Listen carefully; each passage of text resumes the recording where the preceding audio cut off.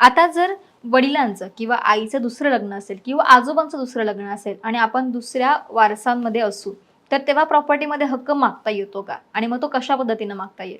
Hindu marriage act मध्ये जो आहे त्यामध्ये ह्याच्याबद्दल क्लॅरिटी आहे की एक माणूस किंवा एक पुरुष एक पहिलं लग्न करतोय ते व्हॅलिड असावं आणि व्हॅलिड वॉइडेबल ते नंतर जसं ते आहे एक लग्न झालंय, परंतु दुसरं लग्न जर झालं आणि ते पहिल्या पत्नीला घटस्फोट न देता झालं अथवा तिचा मृत्यू नसेल झालेला आणि तरी पण त्यांनी दुसरं लग्न केलं तर ते मॅरेज वॉइड राहतं.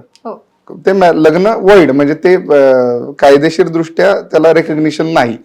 परंतु त्यातनं जर मुलबाळ झाले दुसऱ्या लग्नातनं वगैरे तर त्यामध्ये जी मुलं आहेत पहिल्या लग्नातली असो अथवा दुसऱ्या लग्नातली ती लीगल हेअर्स असतात. म्हणजे कायदेशीर दृष्ट्या वारसा त्यांचा अबाधित राहतो, तो वारसा असतो त्यांना कायदेशीर दृष्ट्या. म्हणजे भलेही ते लग्न वैध असो अवैध असो मुलं ती कायदेशीर दृष्ट्या हक्काने वारस राहतात.